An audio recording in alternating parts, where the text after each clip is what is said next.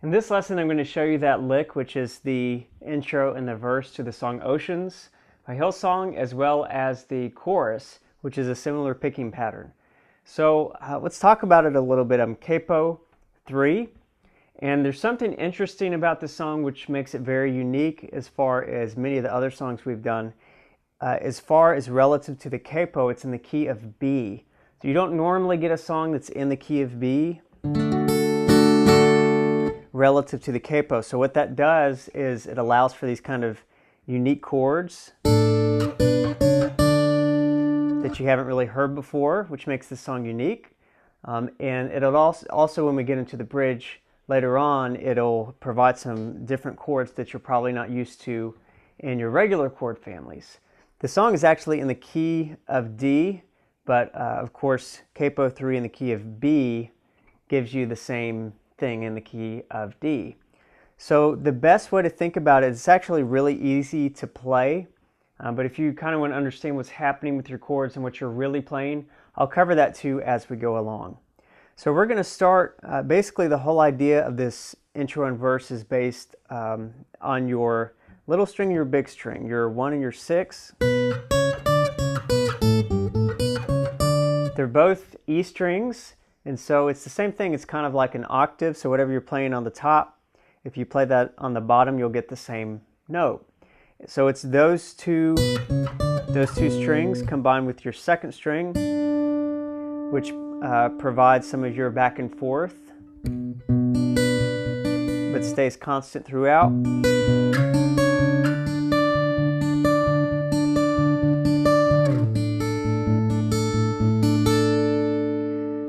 So that's really all there is to it. So it's just learning the picking pattern and learning where to put your fingers. So relative to capo, what you'll do is go to 1, 2, 3, 4. And you'll start there. So I use my ring finger on the bottom string, middle finger on the top. And as far as your right hand, all you'll need is 3 fingers, thumb on the bass note, and then you can either use your middle and ring on the little 2 strings. You can use your pointer and middle. It doesn't really matter. You just need 1 finger for your little 2 strings. The pattern is actually really easy. So you'll start with just going right up, thumb, and then second string, first string, and then you'll just pluck it twice.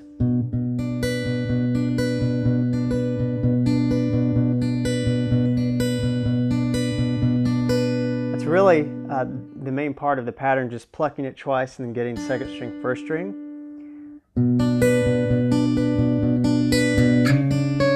You do have a slide to get into your next chord. So if you're on the 4th fret relative to capo, you're going to slide into the 6th.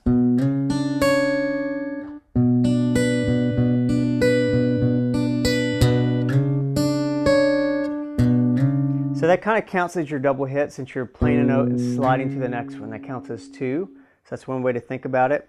Once you're into this position,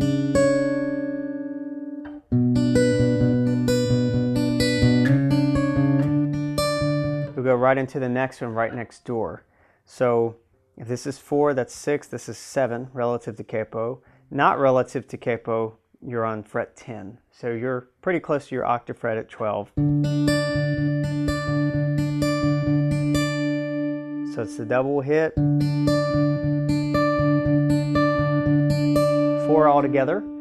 And then same thing here, to get from here to your next chord, you're going to play the bass note and then slide down to your second position relative to capo.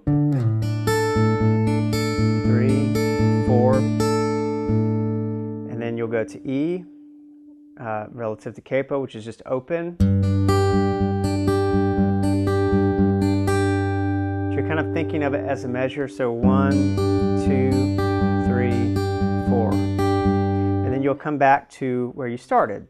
And that's the whole intro and verse. So starting again at the 4, slide, and then you can do a slide here or play each separately, doesn't matter. Stay on here, 3, 4. sliding here to your 2nd fret relative to capo.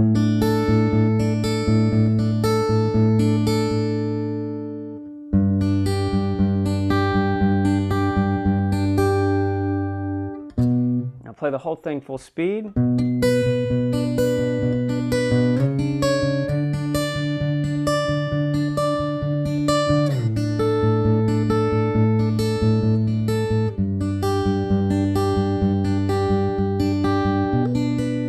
Started back over. So that's your entire intro and your verse, just repeating that over and over.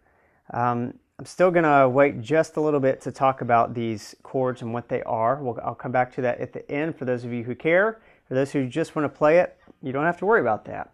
So let's talk about the chorus. You're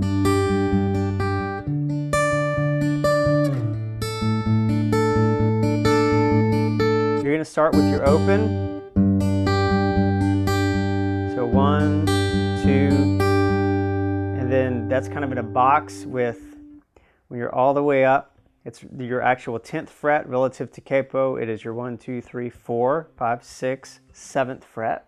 1, 2. So you have your open, your 7th fret, and you're coming back to your 2nd fret relative to capo to finish it out. So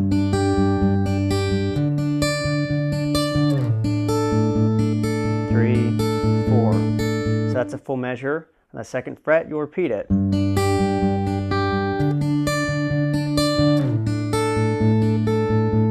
Again.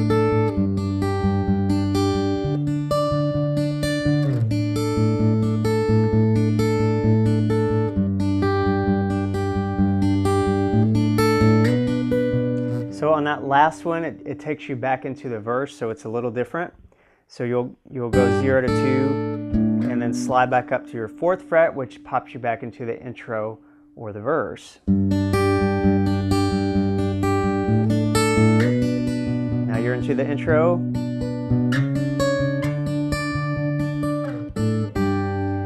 So that is the verse, the intro and the verse, and then into the chorus. So that's how to play it. Really simple. That covers everything except for the bridge chords.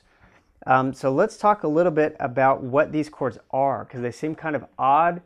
You probably haven't used that shape a lot before. It's just very different. Your capo 3 using the B chord family, which is odd. So let's talk a little bit about that. The best way to think about it is you're really in the key of D. If you're thinking numbers, you know your Nashville numbers. D is the 1, E minor is the 2 minor, that sort of thing. That's going to help your brain understand what's happening with these chords. So when you're up here on the 10th fret or the 7th relative to capo, that's actually your 1 chord or your D chord. Now let's go backwards. You can use your dots as references to figure out what's going on here. If that's your 1 chord, if you're back just 1 half step, sounds a little dissonant. That's your 5/7 chord. That makes this your 6th chord, otherwise known as a B minor. If you didn't have a capo, you play a B minor. And then your, by the way, the 7th is an A over C sharp in the key of D. So this is your B minor. If you back up 2 frets, you're at your 5 chord. So this is actually an A chord, as you can tell with your bass note. If you forget about the capo, you're playing the 5th fret of that low E, you're playing an A. So that's your A or your 5. And then your open would be your 4, otherwise known as a G chord. So you can kind of use, if you know your notes on that low E, you can use that as a reference to see what's really happening. That also helps too if you have a 2nd guitar without a capo, you're using D chord family chords to complement what's going on with these chords. But at the end of the day, if you just want to play it, it's a really simple pattern, really just an octave on the same fret all the way through. And in the next lesson, we'll talk about the bridge of the song and how to play that.